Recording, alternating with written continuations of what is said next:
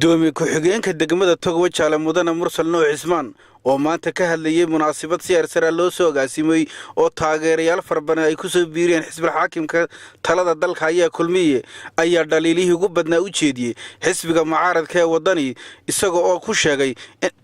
inuu xisbiga mucaaradka wadani yahay xisbi rajadii guuldarrada qaaday waa sida uu hadalka u dhigay dhinaca kale maayar ku-xigeenka ayaa waxa kale uu sheegay in xisbiga mucaaradka wadani ay dhammaanba isku wada tageen saaqidiintii salaanka siyaasadda ku dhacay waxaan halkan uga mahad celinayaa wafdiga ballaaran ee uu horkacayo wasiir ku-xigeenka wasaaradda dalxiiska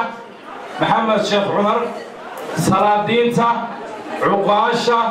haweenweynaha dhalinyarta gudoomiyaha gobolka xisbiga kulmiye gudoomiyaha degmada xisbiga kulmiye dhammaan iyo hoggaanka xisbiga kulmiye ee maanta isugu yimiday xafladan qiimaha iyo qaayaha badan ee ay soo abaabuleen bahweynta qiimaha iyo qaayaha ku dhexle Somaliland ee beesha Agisho ayaanu hambalyeynaa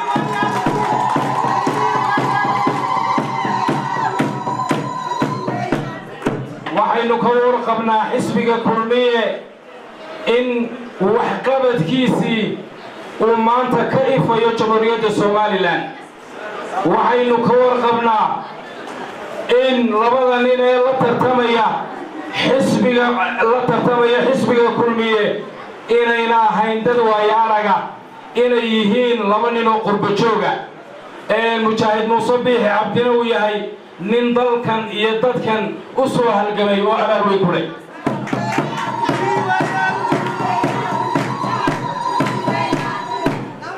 waxay isagoo rugcadaadiya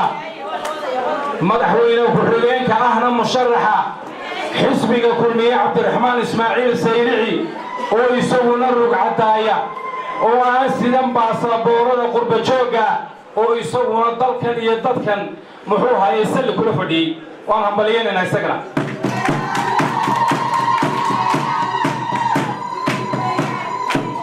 waxa kale oo maanta aad iyo aad ugu hambalyeynaya Kawsar Sheekh oo aad iyo aad u diirisay maamulkii odayaashii haweenweynihii degmada Wajaale hoggaankii xisbiga oo gabay buraanbura ka jeedisay halkan hambaliyo baanu leenahay iyadana waxaan maanta doonayaa inaan halkan xog ka iftiimiyo qorshayaasha qarankan iyo dadnimada iyo dalkaba liddu ku ah oo ay wadaan xisbiga wadani ayaanu halkan ka sheegaynaa waxaanu u sheegaynaa in shacbi weynaha reer Somaliland ay ka digtoonaadaan waxyaalaha ay wadaan xisbiga wadani ee taagta darani waxa ka ah way wadaan in la iibsado kaadharka muwaadiniinta oo waxa weeye muwaadin kasta uu ku dooranayo xisbiga waxqabadka iyo horumarka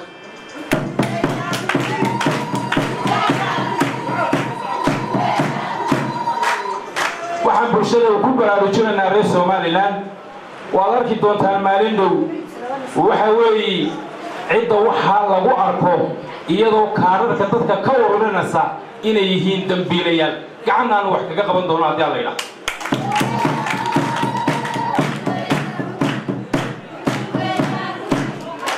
xisbiga wadani waxay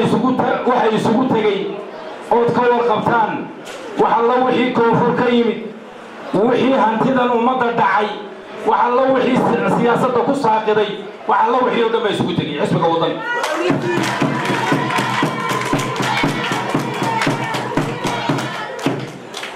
xisbiga kulmiye ha noolaado ha guulaysto mujaahid muuse biixi ha guulaysto waxa guushii uga hadhay muuse biixi 40 habeen baa uga hadhay insha Allahu tacaala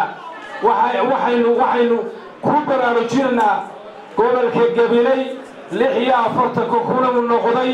waxaynu ku baraarujinaa inayna hal cod meel kale ayna marin oo lagu shubo sanduuqa kulmiye insha Allahu tacaala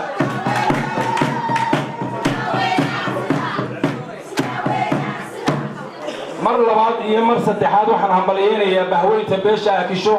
oo horkacayaan suldaanka guud ee beesha Akisho waxa kaloo hambaliyeynayaa haweenweynaha sida quruxda badan la isku faraabulay shakhsiyaadka meelaha iska khalwareega cidna ma matalaan reerna ma matalaan bahweynta reer beesha Akisho markhaati baanu ka nahay halkaas ku dhayin maanta labayntood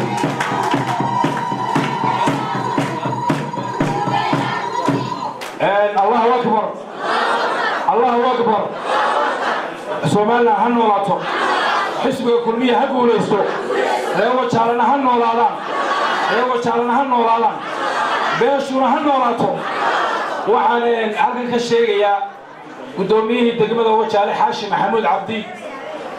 هو هاي مردود حول شقاق قرنو دقدقة وبحي استجنا يقول همبليه يجي جالسي استجنا وحوي وشد قدوم مثلا همبليه راسي